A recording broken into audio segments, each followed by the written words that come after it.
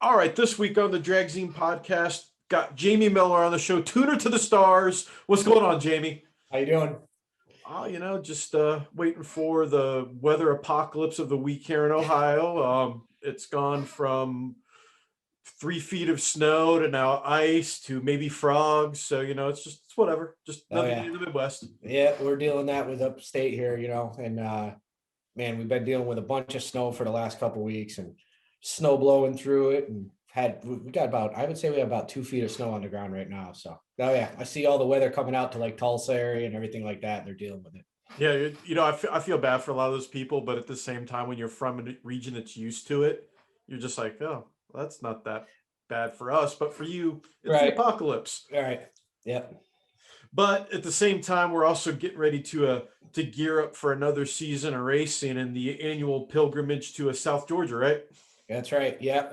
Be leaving out here Monday morning to go over there and get everybody ready. So we'll start testing on Tuesday. We're trying to work out some scheduling to get tested beforehand, but it's everybody wants to be ready for this race. So guys putting combinations together last minute, and so we'll start messing with everybody's car on Tuesday.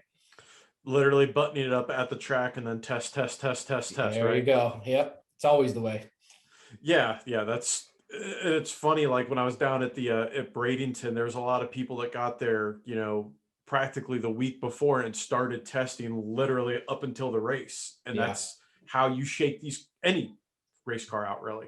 Yeah. And I think, Bradenton, man, it was craziness. I know, Petty and I kind of got home and went over, and there was so many cars, and it's like one of those deals where guys show up and it's like, okay, you have a car, kind of like you think you're going to be working on 3 or 4 cars, and then last minute, hey, I want to come to this, hey, I want to come to this. Everybody's got, they've been bottled up and want to get out racing for the first race of the year. So it was it was craziness, but we had good showings with all our customers. It was a good weekend. It was nice to be back at the track, so I'm looking forward to Duck's race. You know, I want to know this for myself. How did you become a professional tuner? Like, what's your life story? How did you, it's not something a high school guidance counselor has on, the aptitude test where it's like professional race car tuner. You go, that's me. How did you end up here, man? So it's a pretty interesting story. Like so I had a chassis shop. I used to build cars. I started out actually working for a real small shop, did circle track cars, and learned all the fabrication. Started a little shop of my own. Building roll cages, doing some drag stuff. Obviously, nothing like on this scale.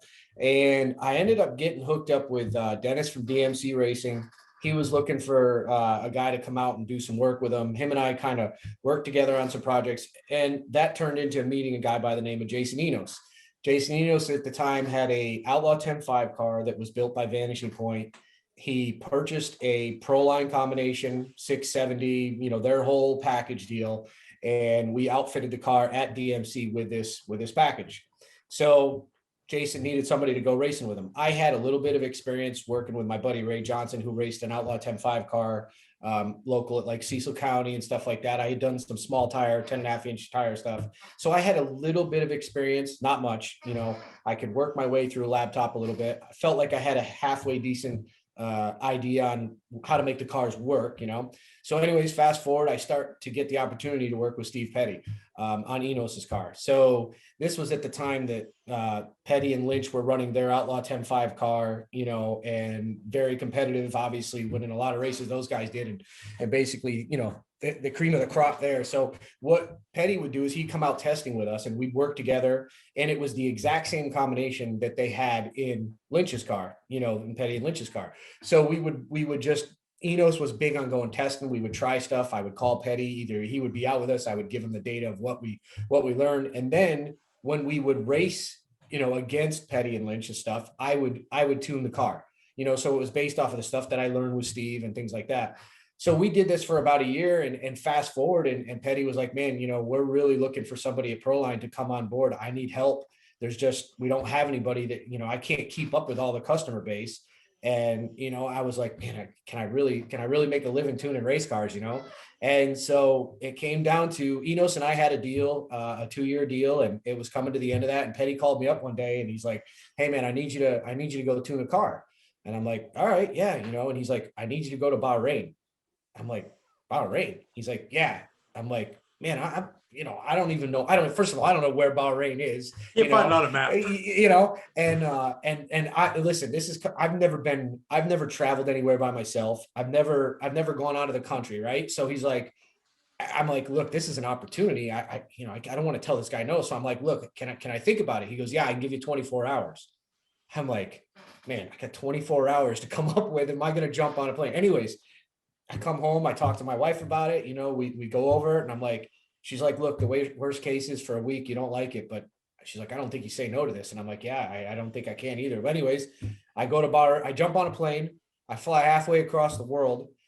All these people know is I'm getting off the airplane with a red hat on, and I go and tune these guys' car, which was the same combination. And from that day forward, honestly, that's what I've been doing. Is I've been tuning race cars since then. It was like this crazy scenario that I was thrown in, you know what I mean? And I jumped at it, and then I was like, I'm going to give this a shot, and see if I can make it work. And I haven't looked back. It's been a crazy experience. That's for sure. Yeah, that's wild. Not gonna lie. That's like, it's one of those deals. Like when I tell the story and I think about that, in 24 hours notice, I basically made all these arrangements to get on a plane and fly over to Bahrain. Like, and I'm telling you, I had never gone anywhere like by myself. I don't like flying, right? To this day, I still don't like flying. I spend about 150. I travel about 150,000 to 180,000 miles a year on an airplane. And I really don't enjoy it at all. But I got on this plane, went over, didn't know anybody. I hadn't even talked to anybody on the phone. Eric basically had taking care of all the logistics and how it was all going to work, and said, somebody will be there at the airport. So I get out in Bahrain and I'm looking around and somebody calls, hey, Jimmy. And I'm like, yeah, that's got to be me, Jimmy. Yeah. So I end up with this team. We did really well. We won a race. We had a good outing. The guys were cool. It was a wild experience. And like I said, from that day forward, that's what I've been doing. Yeah. And it's insane too, because it's going to Bahrain. It's not going to England, where the biggest difference is fish and chips for breakfast and driving on the wrong side of the road. It's a complete, like, that's culture, like, shock to the nth degree. Oh, man, when I went, I've told people this story, and a good friend of mine, Tim Davis, who does a lot of racing with me. He's actually come over to Bahrain with me when we worked for E84 Racing. And my first experience there, I went over there in 2011, and man, they were having like protests against the King of Bahrain, and there was all this political protest, and like it got crazy. I was in a car, and we were traveling down this little side road, and there was military shooting tear gas bombs and that we were driving through and rolling up the windows. And like, I tell people the story, and honestly, I think they think I'm full of crap. Right. And with the second time we went back to Bahrain, Tim was with me, happened to be the guy that was driving the car. And he's like, Jamie, remember that time we were driving down here and they were shooting the tear gas bombs? I'm like, yeah, see, Tim, I wasn't giving you a lot of crap here. It really happened, and it was nuts at that time. And I'll be honest with you, I got back, and I had a really good time there. Leaving was very stressful because there was this big protest. I didn't know if I was going to get to the airport. There were people in the streets. I mean, it was craziness, right? And I came back and I'm like, I don't think I'll ever go back there. And then, you fast forwarded to, I think it was 2016 or 17, we started going back and working for E84 Racing. And, the whole atmosphere over there has changed, and I have some guys over there that I consider good friends, and I enjoy going over there and racing with those guys. It's been a lot of fun. They take drag racing pretty seriously over there. I mean, it's funny to watch how it's kind of like, it's growing exponentially right in front of us. Yeah, it is. And the facility itself is really nice. It's right inside the F1 track, so they have you don't work outside in the trailer. They have all, shops that you work in, and there's power outlet, there's air compressor. I mean, it's wild how it's set up there. And it's completely different. I remember walking out there and the first time seeing it, and I was just like, wow, this place is incredible. I can't even get over it. You know what I mean? So. And you're working with royalty, which is another, that's got to be another interesting, facet mind trip kind of deal. It is definitely a lot to get used to. The money and the people over there that just you can kind of tell the groups that, like you said, that are royal family, that have a lot of money, then then there's guys that are just normal working guys, and you can certainly see the difference and how things are handled and what and the people that are coming along with it. You know what I mean? So it's a wild deal. I've had to, I've had some cool experiences. I've got to travel a bunch of different places. I get to go to Australia. I've gone to Norway. I've been to Puerto Rico. Got some done some traveling to go tune some race cars. It's been pretty cool. So you've literally got to go to every country I would ever like. There's certain countries on my bucket list I want to go check out their racing scene. Australia is on that list Yeah. 100% because there's something you got to like about a country where everything is designed to kill you from the weather to the wildlife. It breeds a different kind of person. Right. Yeah. No, those guys are cool, man. Again, I've got a lot of good friends that I talk to all the time, and actually their race season is starting up right now. And so I've been actually on the phone and sending emails like their racing is going to start right when Donald's race starts. Of course, it's always on top. Everything's on top of each other, no matter where, halfway across the world, you know what I mean? And it's on top of each other. So we're gearing up to get a bunch of cars ready to go for all my guys in Australia right now. So yeah, I really enjoy going over there. I've had the opportunity. I've probably gone over there 5 or 6 times now. Other than the flight is a little long, but other than that, I really enjoy it over there. And then, speaking of Puerto Rico, which a lot of people might not understand how drag racing to them is on a different level, because I've been to the World Cup a few times, as part of a race team and to cover it from the media. Puerto Ricans take drag racing seriously. The ones that are into it. It's crazy. And you know what I like? I appreciate how much they get involved with it from a spectator standpoint. Like they are into it. It's like, where you see people getting all fired up for a basketball game or a baseball game or whatever, a football game.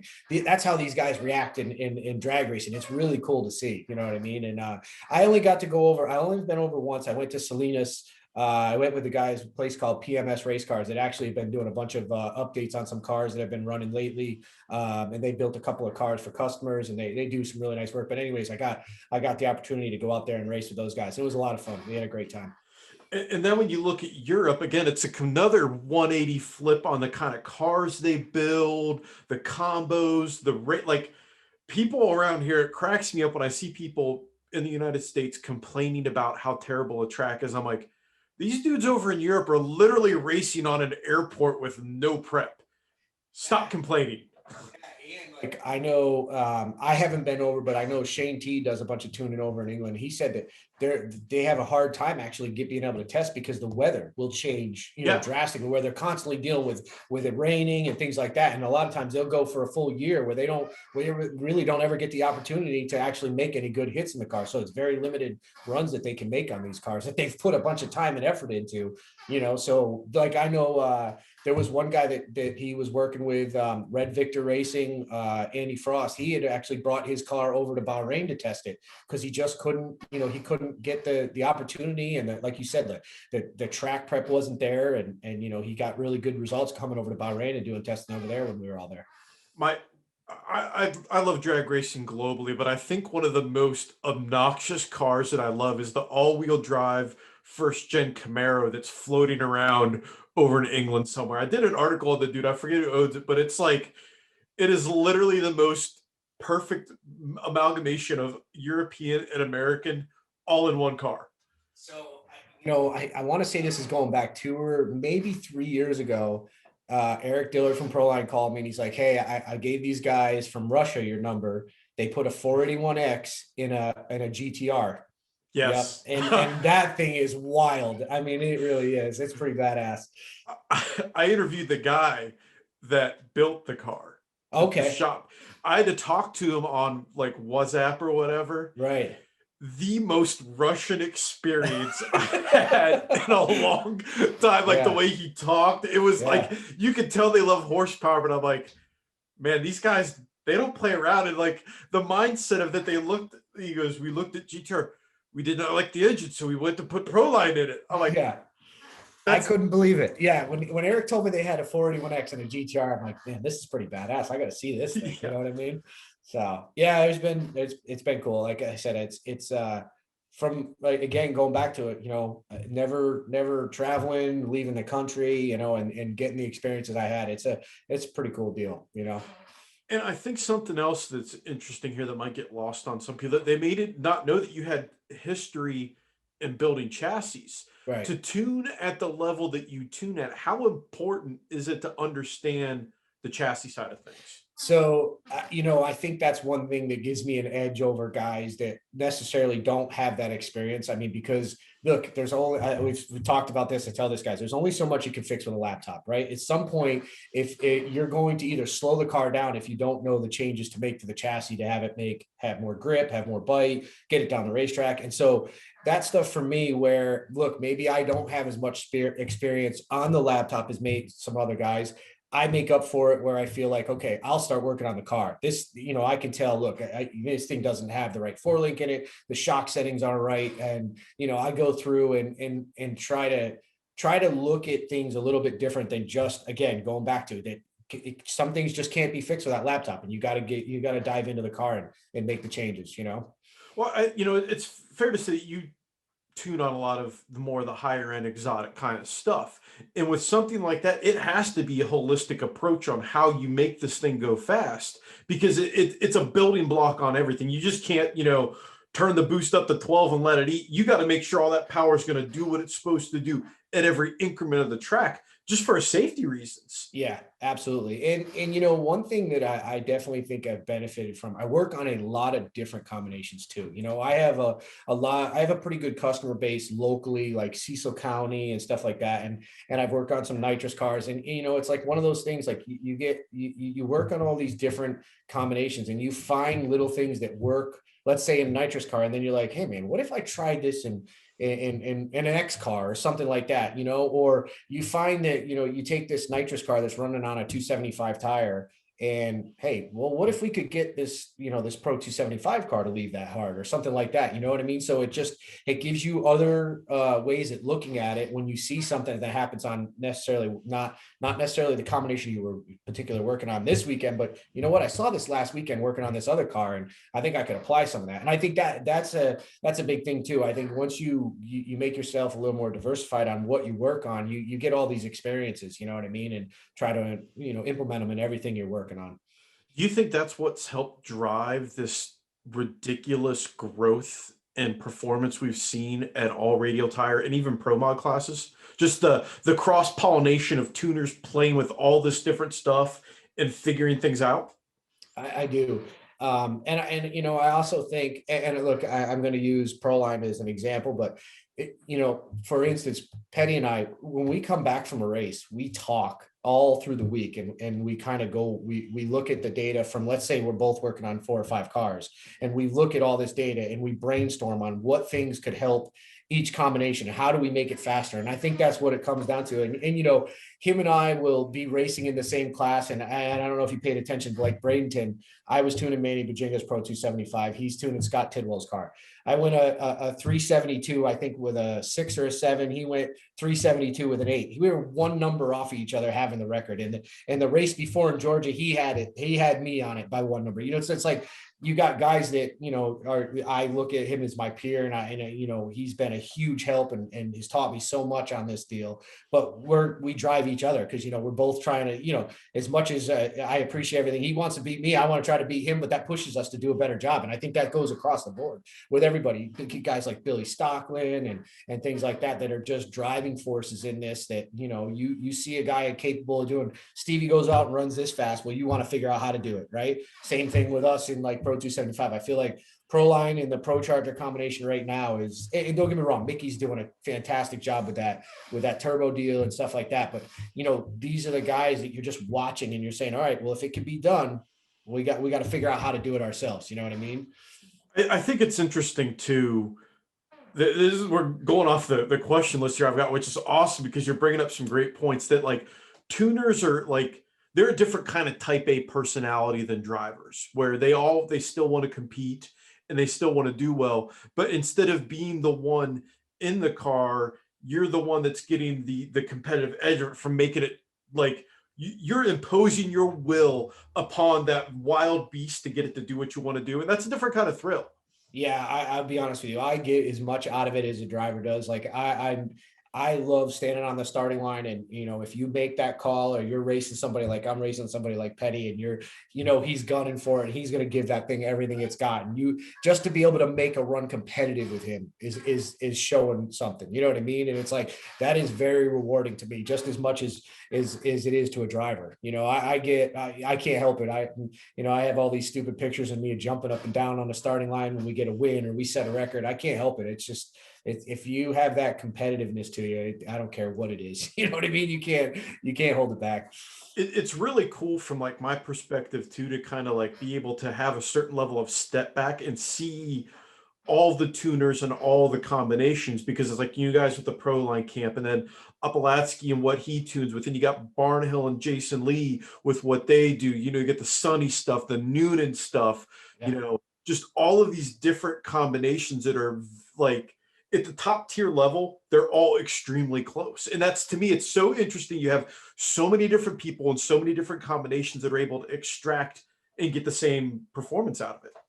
Yeah, and I mean, like you said, it's like all these guys going out there all do a great job, and it's like you can have a Proline engine, a Hemi, or a Noonan, excuse me, and all these different combos, and you'll see these things run within 1.5, 2 numbers, and it's just crazy, and it's different approaches in it, with different ECUs and setups and things like that, but ultimately, and I think that's what, like you were asking the question, why does things keep why do they keep increase, like these ETs keep lowering and all that, and I think that's what it is. I think it's just the competitiveness between the tuners and drivers and all that, and each person just pushing on the other to try to do better. I mean, it's awesome. I enjoy So you tune pretty much anything with wheels and an engine. it. Which type of race car and combo makes you just like you just sit in the ring of your hands going, oh man, I can't wait to get my grubby little fingers on the keyboard for this one.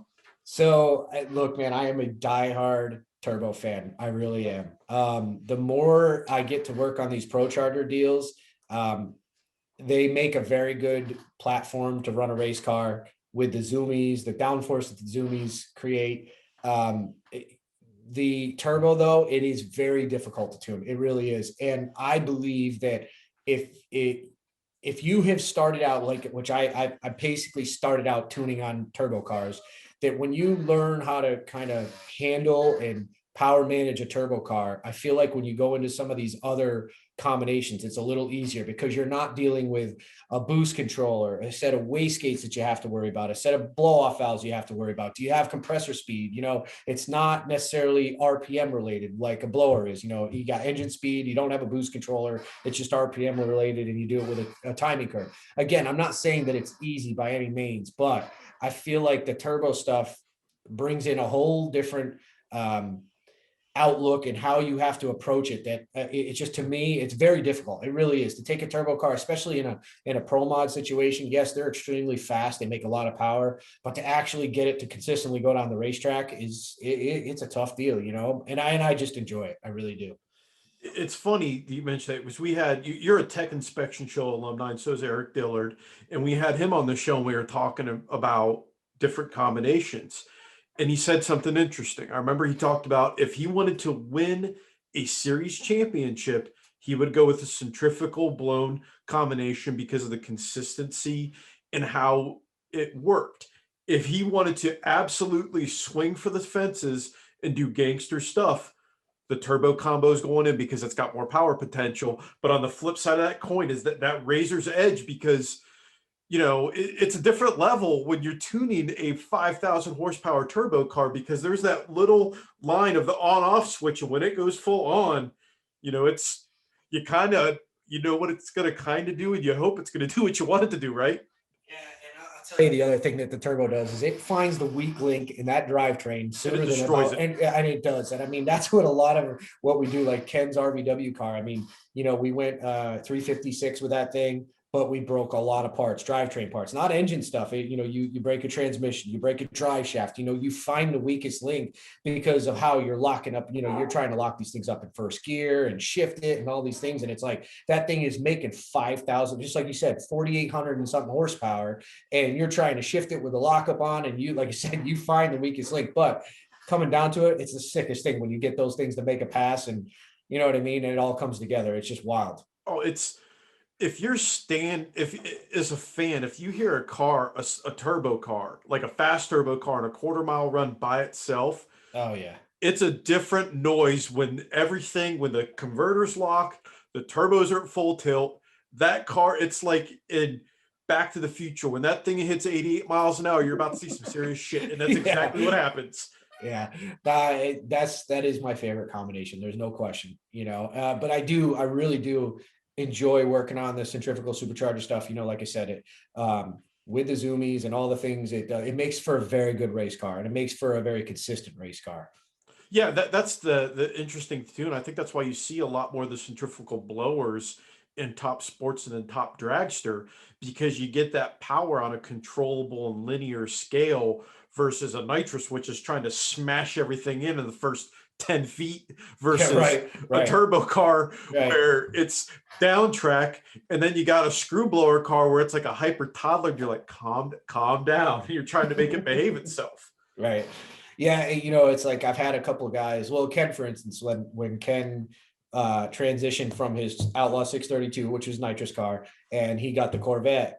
And, he first started driving. I said, buddy, listen, this thing's going to pull harder in high gear than it does on the starting line, getting him used to it. And he couldn't believe it, and he's like, I just can't get over the power of this thing, I talked with Ken when he was getting ready to go run at the World Cup with that car. Yeah. And he had his reservation. Like, you could tell he's like, I want to do this, but I know it's going to be kind of crazy.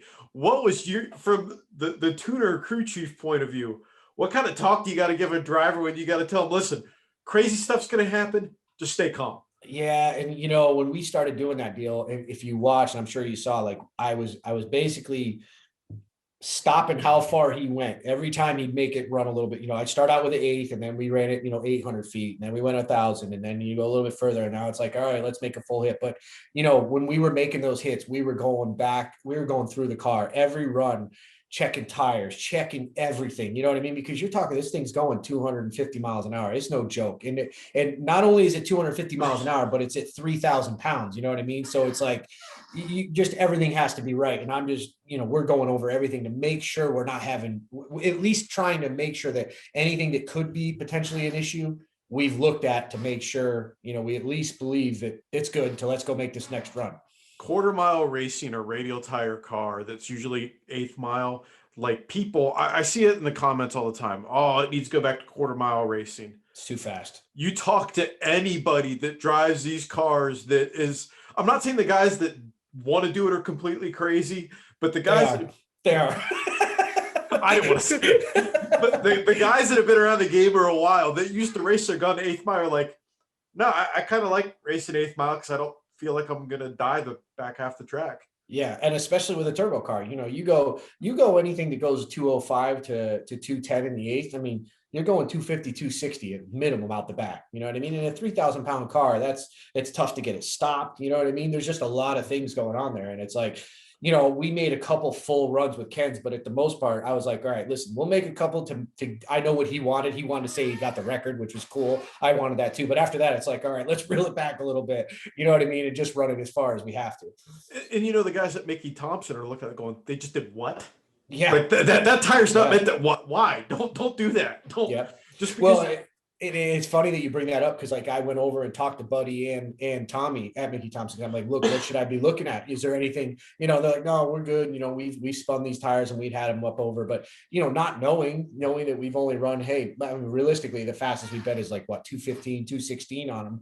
Now we're going 250. I just want to make sure everything's going to be okay with these, right?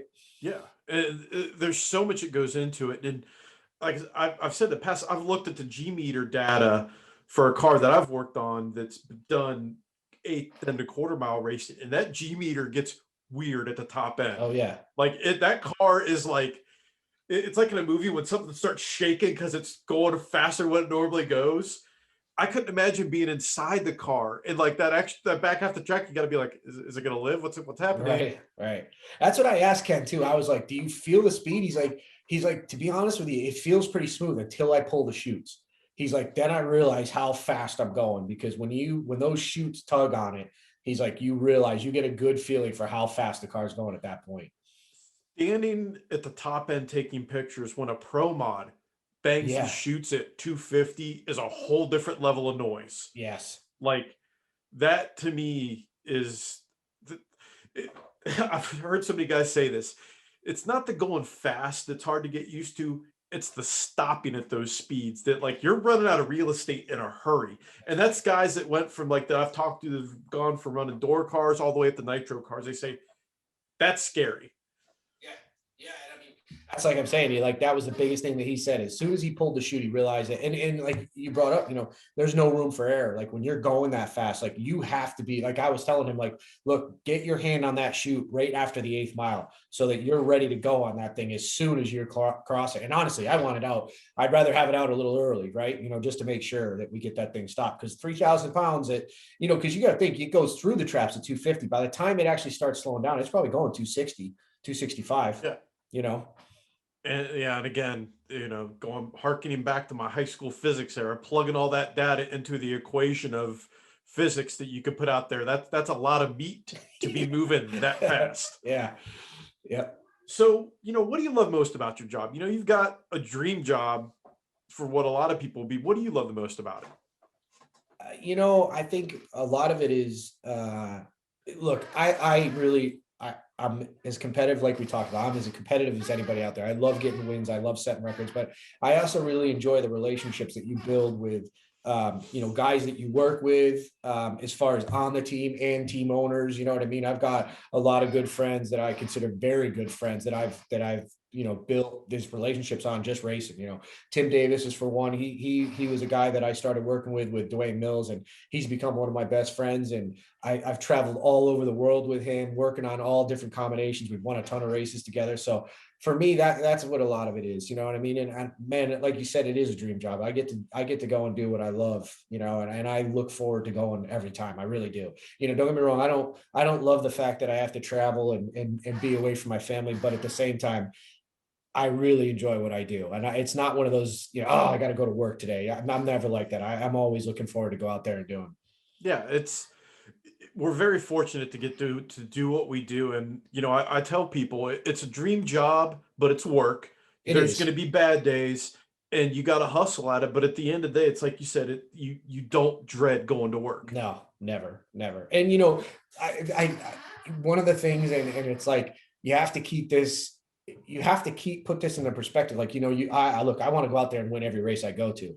It's hard because I'm so competitive. Like that's the one tough part is like, you're on such a high trying to get there and you qualify well. And then let's just say something breaks on the car. You can go from this highest a high to a low and you're like, oh, you're just disappointed. You know what I mean? Because you were having that great weekend where everything was coming together. Car was running great. Driver's doing his job. Everybody's making the right calls. And then you have a stupid parts failure. It happened to on Manny's car. I mean, look, it's happened to everybody. You can have a $20 relay, mess up your whole weekend and stuff like that. It's just frustrating. But again, I still wouldn't change it. I love what I do. You know what I mean?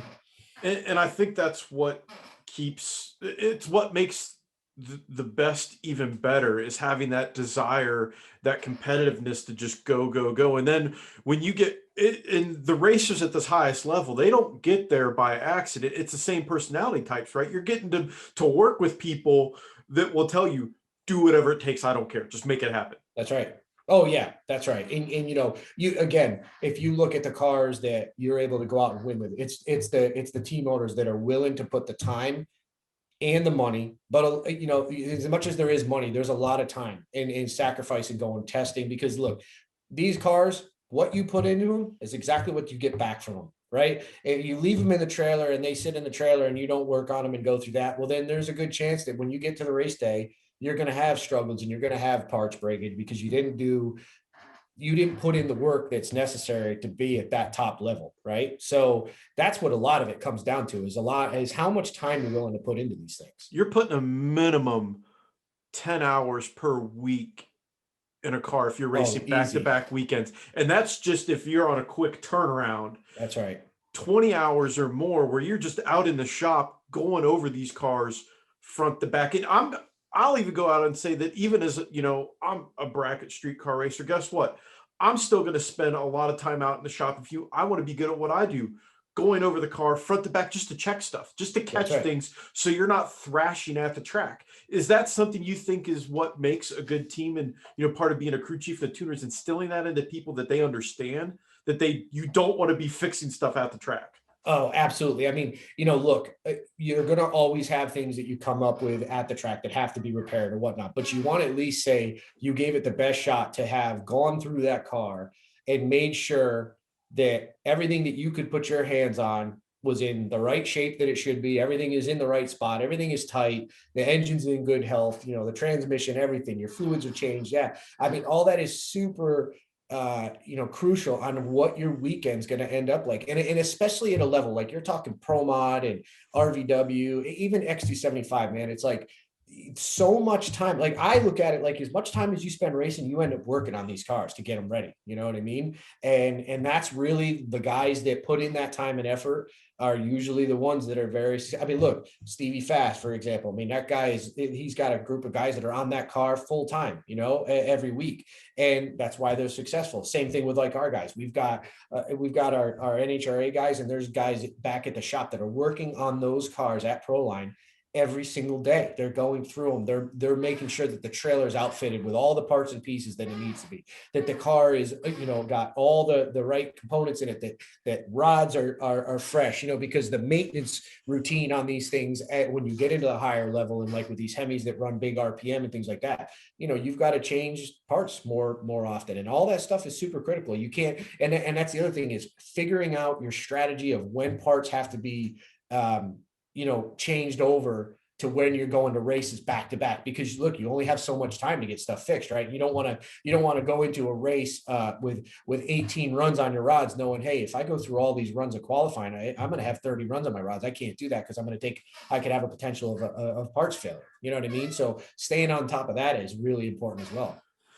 I think Dwayne Mills, one time I saw him when I was at the pit at one of Duck's events, they were under the car. He's covered in assembly lube. They were swapping out bearings. I'm like, is everything okay? Catastrophic failure? He goes, no, just routine maintenance. I'm like, yep. Okay, yeah, I'm definitely glad that I have a certain budget that's not routine maintenance for me. But it was one of those things where you know how many runs you got on it. You've done a lot of testing. You're caught out of rotation, and it's like, all right, well, let's just, you know, throw some bearings in it. Yep. Yeah, there's been plenty of times. I mean, look, rods aren't cheap, and you know, if you come home from a race, let's just say you come home from a race and you've got 10 runs on the rods, and you go to someplace like Sweet 16 where you're potentially going to have 9 or 10 qualifiers. And that's probably what you saw, Dwayne. I remember this. We went into it knowing that, look, we got to take one day and we're going to have to freshen the motor. And Dwayne and Tim sat there and went through the whole motor and put new rods in it and got it ready, you know, so that we could make it through the rest of qualifying and elimination rounds. I was like, bro, usually I'm seeing nitrous guys putting racks and stuff. You guys are doing it on a turbo car. Yep. Clearly you've been putting some miles on this beast. Yep.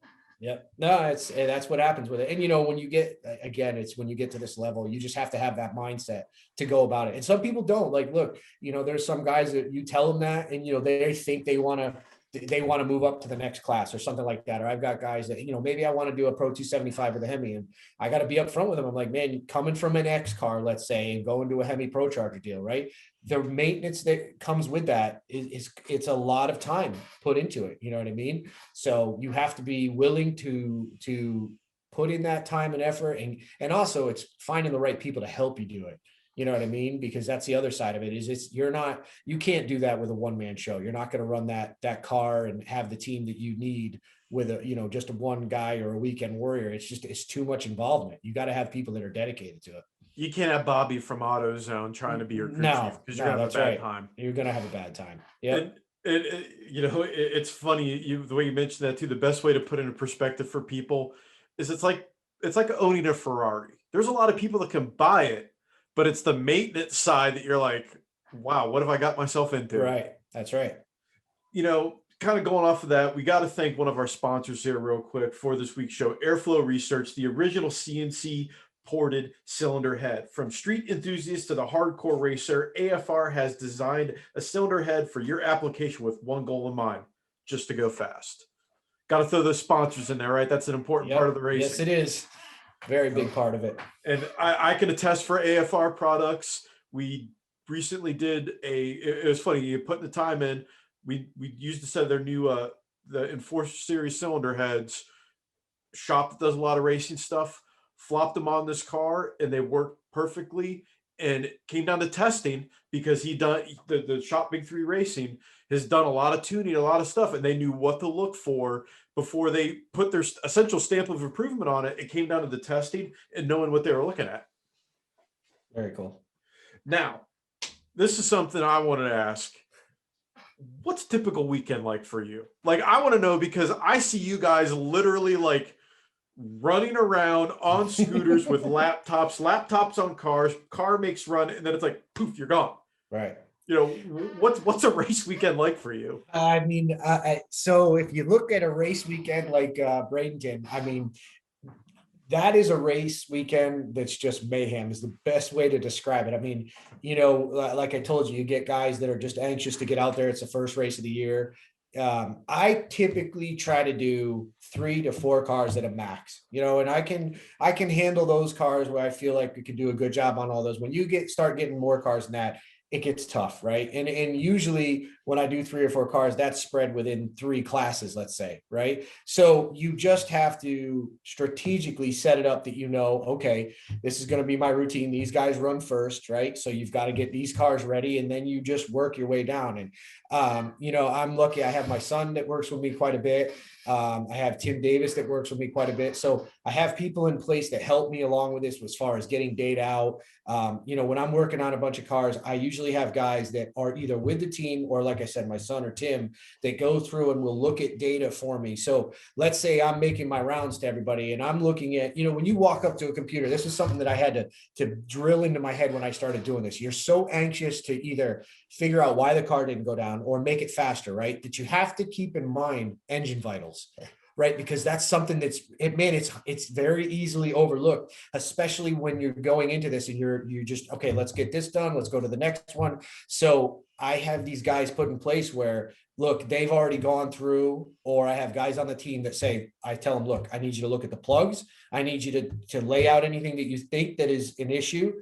Let's make sure our EGTs are good. Let's make sure we got oil pressure and fuel pressure, engine vitals, right? Got to know that because that's the first thing. That's the most important thing, but it's very easily overlooked, right? And especially when you're in a hurry to do this stuff. So that's one thing I had to drill into my head. You know what I mean? It's like I had to build my little cheat sheet. So I had something that pop up, engine vitals, say, okay, all right, now I know I got to get through engine vitals before we worry about anything else, you know? So just doing those little things and having people to help you do those things, you can be efficient in going and doing 3 and 4 cars. You know what I mean? And obviously I'm looking at plugs and all those things, but it's like Tim, for example, when we used to race with Dwayne or any of the cars that he's on, he'll grab a plug and be like, hey, bud, make sure you look at this because this looks a little hot.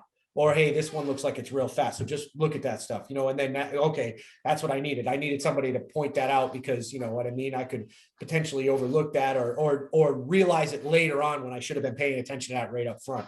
You know what I mean? So it is very fast paced. I've found what I think is a decent way to handle the different combinations. I've had guys ask me that, man, he's like, I seen you work on a Pro Charger, a turbo, a nitrous car. And, you know, you go back through it. I've figured out a decent way to do that. And I try not to use one laptop in every car. That's something for me that makes it easier. Cause that way, when you go in, you can't get data overlaid or have it in the wrong areas or be looking at the wrong thing. You know what I mean? So I've got specific laptops for every car that I do. And those are just little things that I've found that make my job easier for me. You know what I mean? But it is definitely fast paced and it can be hectic at times. But again, I'll tell you, I love it. You know what I mean? So I figured the vitals would be, you know, something you got to figure out right away because I had an NA racer tell me the first thing I look at is PANVAC. That tells me how the rest of everything else is going to happen. That's right. there's so many things that with these cars you have to like I said, it's a layered approach. Are my vitals okay? You can't tune on something that there's an oil pressure Well, issue. that's And it's right. like, okay, why is it doing this before I do anything? We got to fix this mechanical issue. And you talk to any dyno operator that's tuning your, a car, they'll flat tell you, don't put junk on my dyno. Bring Right. something here that I don't have to troubleshoot that we can tune. And it's the same thing, I'm sure, like I said, with what you got to do is you got to make sure this thing's in good working order before you try to do anything with it. Well, and the last thing that you want to do, right, when you're trying to make a car faster, or let's say, like we talked about it, anything can happen. But the last thing that you want to do is go back through some data and realize that there was an oil pressure issue that could have been possibly handled, 3 runs earlier had you paid closer attention to it, right? So those are the kind of things that I'm like, I don't ever want to come back and be like, oh man, I didn't see that. You know what I mean? And just miss out on something like that. So I've really, and it look, when I first started, that wasn't something for me, I was just anxious. I want to make this car faster, right? I want to make it faster. I want to make it better. And well, I really got to pay attention to some other stuff here first before we worry about that. Right. Well, I'm sure too, from a tuner standpoint, is you want to make sure that you're keeping an eye on everything because the last thing you want to be known as is the angel of death that's blowing stuff up. Yeah, yeah. You don't ever want to hear anybody. I've got some guys that'll bust on me. You drag the pinky across that one. You know what I mean? So, yeah, you definitely don't want to miss that stuff. And look, like we said before, anything with these things, when you're dealing with something that makes, 3,000, 4,000, 5,000 horsepower, parts break. They do, unfortunately. And we're running these at a level, like if you want to be competitive, you're not just running these at a level that they last forever. And you're not pushing, if you want to get every bit out of these cars, you're running them at the absolute peak that they can run. And, there's not a lot of room for error there. All right, so I've seen my fair share of gnarly carnage. I've had to work on gnarly carnage. What's something that's happened afterwards where you just went, "Ooh, that's ugly"? I have a story about, it was funny. You were talking about Dwayne Mills, and we had an issue one time where we actually broke the skirt off of the piston. Okay. And we were at Duck's race. I don't remember which race it was. And I want to think it's a lights out. And we decided that we would just take the injector off of it. And then somebody came around and said, oh, we got this idea talking with somebody that we would take and put a compression gauge and run it into the frame rail like the pan vac, right? And so this is in the midst of 20 minutes of turning this car around that we had to pull the header off because we thought we had a broke turbo because it was smoking so bad. Well, we take the header off and then you realize, well, it's the engine, right? We've hurt the piston and they don't have time. We don't have time to change the piston. So we end up putting this tube basically going from the plug into the frame rail so that it'll just blow all the compression in, which sounds like a great idea when you're just trying to get to the lanes. Well, then in the midst of all this and the mayhem of getting the car up in the lanes to try to, see if maybe the guy, I don't remember who we were racing, but if they red lit, how drag racing is, the craziest things can happen. Just get it up in the beam. Well, he starts the car and I get over the radio. I'm like, Dwayne, you can't do a burnout with this thing. I just realized it's going to have friggin' all the cylinder pressure from boost going through this, pumping oil out the back of the car. So it's like these things that you don't think about when you're going through, right? Because it's just you're in such a hurry to just, what's the ultimate goal? Get the car back up in the lane so we could try to get the time to fix it. Because I think it was like going to be the last run of the night, right? So we would have had, if we could have gotten through this round, we would have had all night to fix it. It didn't happen, obviously, when we realized this, you know what I mean? But it's like those things in a hurry, and then it's like, wow, that might work on a nitrous car where there's no cylinder pressure as far as boost being pumped into it. But this thing was going to be like a geyser of oil coming out the back. So yeah, we learned a lot of stuff on Dwayne's car. I will say, me, myself, Tim, Dwayne. I mean, we ran that car 2016, 2017. That car was pretty dominant in RVW, and we did a lot of crazy stuff with that. We ran it all the time. We would try crazy stuff. We had massive turbos making 80 pounds of boost on it, and we just pushed everything to the limit. So we had a lot of carnage, but we learned an awful lot of stuff too. There was a local shop that used to campaign a car, and they had the boxo carnage from stuff that they had blown up, Oh yeah. torn up, just like when you're trying to innovate, bad stuff is going to happen. When you're doing something nobody else has done, it's going to be cool eventually, but you just need to accept the fact that it's going to be probably expensive at some point, and there's just going to be stuff you're going to tear up that people are just going to be like, oh, that sucks, and there's nothing to be done about it. No, and it also takes, you have to be with the right type of team that is willing to try that stuff, because there's not a lot of guys out there that are willing to go through that effort. And like you said, but that right there is the reason why classes keep progressing, because you have guys like that are willing to do that. You know what I mean? And Dwayne was one of those guys for years. I mean, we would go down to Bradenton and spend 2 weeks down there and just test. I mean, I can remember making runs with that car with no nose on it. We're just messing with limiters and trying to figure out how to get it to 60 foot, because the nose that we weren't running, we'd run it to the 60 foot and back it up. You know what I mean? Trying to figure out how to go faster than 60 foot, and trying all these things. But you need somebody with the right mindset. Manny, for example, Bajinga with his X car. I mean, we've been very successful with that, but he lets us do some crazy testing with it. He lets me try a bunch of different stuff. He's got that attitude, like, let's do whatever it takes. Let's try stuff. You know what I mean? And we've gone through a bunch of parts and we broke a bunch of stuff, but we've, come out of it and have a pretty fast hot rod out of it. What's something about your job that would surprise people? Surprise people. Or they just go, oh, I didn't expect that, whether it's on the tuning side, just in general, even maybe a hardcore racer. I don't know. I think that people outside looking in, I think people don't think about all the time that's spent traveling and how long you're away to get, when you say you're going out, let's say to work for the weekend, because a typical work week for me, let's say, is typical, it would be Thursday and you're back home Monday, right? But a lot of times these guys want to go testing. And so I would say for me, the time away from home is when you start talking to people and they realize, you're like, yeah, I don't have any weekends. There is no weekend that I have off. There really isn't. And look, I'm fortunate for that. I have a lot of work. I'm not complaining about it, right? But I'm just saying, when you talk to people and they're like, oh, you've got that dream job, like we've talked about, it's a great job. It is awesome. But there is a lot of sacrifice that comes when you have a family and stuff like that, that I think that when you start talking and they realize, wow, you missed out on a lot of stuff. That's the crap end of it. You know what I mean? I hate to bring it up like that, but that's really what it is. That's the bad part of it. When we would go out and race car, like we would only go, like, we had a rule, 3 weekends a month. 4th weekend was to keep the wife happy. Yeah. That was just, we would, like, even if there was a race we wanted to go, like, we would schedule stuff based on that rule. And that's how we got to go out and race so much, is because we would be able to, like, do that stuff. And for me personally, it makes the time you spend with your significant other and your family that much better, because you really enjoy it. You do not take it for granted. Right. That's right. And I've been lucky. My wife has been super supportive, and my kids and everybody, and of doing this craziness, because like I said, I've unfortunately had to be away. I don't get those weekends. So we've tried to work it out so that our weekends are Monday through Wednesday. You know what I mean? That's our weekends, and we do what we can there. But, like I said, that's the biggest thing I have to say when I talk to people about my job and we start talking about traveling. And I guess people that travel for work realize it. You know what I mean? It's the same thing.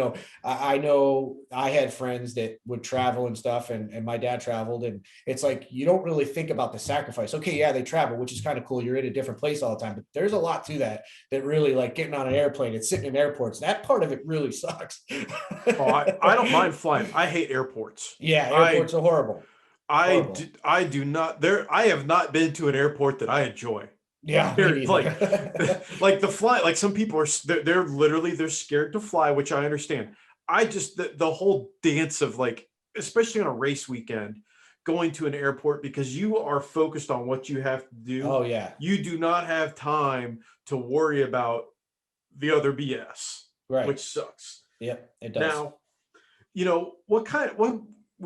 I wanted to expand on this a little bit more when it comes to, like, combination development. What's your role in that process when, let's say Proline's coming up with something new? What step in the process are you in? What's that like for you to be a part of that? I mean, look, I'm very proud to say that I'm in with the Proline guys. It's been, I can remember back in the day, just, with racing my buddy Ray Johnson and watching Petty and those guys. And now that I get to work with him and I talk to Steve Petty almost every single day, we're on the phone. And that's really what I guess this is going to is like, really the start of all that happens between Eric, Doug, and Petty is where that starts, as far as the development on new packages, that they are the ones that come up with that stuff. Usually I come into where Petty's already started doing, or they've started developing something and Petty will start brainstorming with me on things and like, okay, look, we're thinking about trying this. What do you think about this? How do you think this would work? And it's funny with Steve because I still to this day, I've worked with him for so many years, and it's crazy when he'll ask me questions on what I think, because this guy is like, he's like just the top guy out there, what I mean? At least one of them, you know what I mean? It's like, why is he asking me this? But it's more along the lines of we just brainstorm and bounce ideas off of each other. And that's really what's very cool about it. And that happens with a lot of the guys in the shop, as far as like Brandon and Josh and all that, and then once the pieces, because basically, like I said, Eric, Doug, and Petty will kind of come up with these, okay, these are things that we're thinking about trying. Once that is actually in a car, ready to be tested, that's when we all kind of group together and say, all right, how do we take full advantage of the absolute best way to handle this combination? And what is the right way to go about it? So that's kind of where my role, and like, again, like I brought up, Steve will go out with, for example, like when we did the revised raise cam Hemi stuff, Steve would have one out and he'd be running one, and then I'd have one out and we would see, okay, how did this all work? You know what I mean? For example, the new FT injectors that are coming out. We had those on cars at Bradenton, right? We had them on 5 different cars. So Petty and I are back and forth saying, what did you see with them? How is, what's the air fuels look like? Are you doing a lot of individual cylinder trims, things like that? So the development side there is really, it's once the product's out there, all right, how do we handle it? And going back and forth and sharing the data in different experiences and on different cars, and could be different days, different tracks, and kind of bringing all that together. So common ground of how to make this better, or what are we finding for results? What do we need to work on? Things like that. So it's a whole collaborative effort. Oh, there's no question. You're just part of, I was only interested in that because I know that you said the Pro line will come out with different stuff. Nelson might come out with something different. Yeah. And then what it's like to be a part of like that process, as far as, you're pouring over the data. Like an engine dyno can only tell you so much. When you put it into a car and it starts doing weird race car stuff, that's where you got to probably really start figuring out the development side. Well, and that's it. Like, look, we've talked about this. Patty and I have both at different times have been on the chassis dyno where you try something and you pick up these big power gains. Then you go to the racetrack and you don't really see anything on the racetrack. And then it's been just the opposite. You'll make these small little changes that you're like, well, it showed me a little bit on the dyno, but I really want to go and run it at the racetrack because I feel like there might be something there. And all of a sudden, you've got these massive gains, right? That you didn't see. You didn't think were going to be much. And I'll be honest with you, really, the hub dyno stuff has been instrumental in a lot of the new development stuff, because what you're able to learn, like the engine is in its environment that it's going down the racetrack. Yeah, there's obviously some things that you can't do as far as like airflow through a blower or through a turbo when it's moving down the racetrack, but it's as close as you can simulate to on track. That it has been huge in the development of componentry, tuning wise, and I'm lucky I've got a local guy to me that has a hub dyno, and we do a bunch of nitrous cars and stuff around here. So we're constantly trying stuff. And again, that's even one of those cases where I'll call up Petty and be like, hey man, I just tried this on one of these nitrous cars. We should try that. And he'll do something with it after we've talked about it, and he tries it in one of the Pro Charger cars, and it's just the way the strategy on the injector. He's like, man, that really worked out badass. You know what I mean? And we got to keep moving forward with this and trying stuff. So it's really cool when you have those people that you can bounce ideas off. And that's what I think it makes, any group of guys, like I've said, Proline, and you brought up Barnhill and PTP and all them, those guys, when you have multiple guys out there working on combinations, it just helps all around, because you can accumulate all this data and make huge strides, you know what I mean, in a little bit of time. Yeah, I was going to hit you with the hub dyno question. You slid right into that base, because That again, I think is people don't realize how big of a game changer that really was to have these dynos that you could do crazy stuff on you could never do on other kinds of chassis dynos to that level. Yeah, I mean, one of the thing is like the actual drag race simulation. So they do this at Fuel Tech. A lot of the guys with the mainline stuff do this. A local guy, Bootleg Tuning, owns the dyno that I go to here in Connecticut, and we run it off we leave off the trans brake. We let the car shift on there. We lock it up. So one of the things about it is not only are you tuning the car and for let's say just a dyno number, but you can actually take a brand new car and you can go through all of everything systems checked front to back, that you can let go of the button on at the racetrack and this thing is going to shift. Everything is going to work. The boost controller works. All the progressive nitrous works, whatever the combination. You've already gone through and made sure that all these systems work out, that you're not spending time at the racetrack. So, I've had guys been like, oh, well, it seems like it's a little expensive. And then when they leave the dyno, they're like, man, this is the best money I ever spent, because you're not waiting in line to make a run. You don't have one of those days where unfortunately something happens at the track. You only get 2 runs. But we're on the dyno. Usually a dyno session for me lasts 10 to 12 hours when we're doing some of these cars. But at the end of it, you've got 10 runs on the dyno to show not only horsepower, but that everything worked. We tried different shift points. We tried all these different things and they worked. Some did, some didn't. We've also been working with the guys from Hart's Turbo and trying to, work on new development on turbo stuff. So those guys have come down to the chassis dyno. We've had a bunch of different turbos on. I mean, just the stuff that you can learn with this is really cool. Time's winding down here, and I have one other question I want to ask you. Do you have any desire to get behind the wheel at all? And if so, what would you want to drive? I really don't. I had, it's funny that you brought this up. So I used to have a Camaro that I used to basically do some street racing. And then I kind of pulled myself back on that and wanted to just do like a little bit of tuning on the car. This was before I ever had any real ambition to be a tuner or anything, but I just enjoyed that aspect of it. But I really don't. My son has shown a little bit of interest in maybe doing some driving. So I don't know if it's something that maybe at one point we'll put something together for him to mess with, but I really don't. I feel like for me, I would miss out on some of the stuff that I really enjoy. Like I enjoy jumping around like an idiot on the racetrack when we make this great run. And for a driver, I'm actually disappointed for a driver because they don't get to take, they don't get to see that, they're at the end by themselves waiting for somebody to come pick them up when we've all been jumping around and, excited about this record run or a win or whatever it may be. You know what I mean? So I don't know if I would give that up for driving. So you're not like Dillard who, just brings his fire suit in his travel bag. Like, anybody need a driver? Anybody?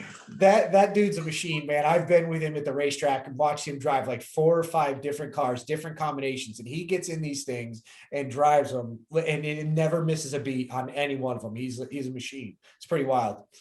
Yeah, it's always interesting to hear people's answer to questions like that. And you ask drivers, what else would you want to drive? Why would you want to drive it? And to me, it's a very interesting personality trait. And the one thing that's always constant is I have yet to have someone say, I want to ride a Nitro Harley. Yeah, no. Everybody's like, no. Yeah, I'm out on that. Even Nitro Funny Car and Top Fuel guys are like, those guys are crazy. So I really want to get a Nitro Harley guy on the show, and I want to ask them, what would you not drive? I want to hear. There's nothing. I can't imagine anything. Like at that point, is it, is your only fear being strapped to the front of a spaceship? Like, I don't think you have any fear at that point. There is no fear. When you jump on that bike, there is nothing. I've watched those guys. We've sat in the lanes watching those guys getting ready to make runs. And I'm like, these guys are just a whole different breed.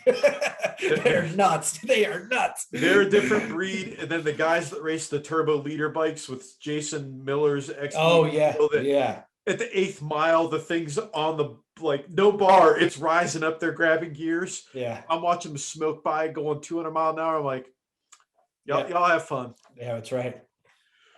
On that note, Jamie, our time here is coming to an end, and I like to give my guests the floor and allow them to channel their inner John Force and thank whoever they need to thank and plug themselves in any way they can. So I will turn it over to you. You can thank who you need to thank, plug where you need to plug, and tell people to learn more about you wherever you need to. So the floor is yours, my friend.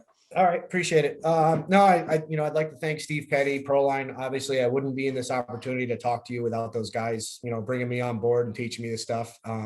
Anybody that's interested, I go by hashtag Miller Race Cars on Instagram, and I'm on Facebook, Jamie Miller. And, I do some updates of where my racing is. I do some builds that here and there of fabrication stuff that I do. So, just trying to show some people what my interests are and where I'm doing and what's going on and what we're working on. Great to have you on the show, Jamie. I look forward to seeing you at the track some point this year, and it'll be. I'm sure I will sit back and observe and have more questions for you. Awesome. Thanks again.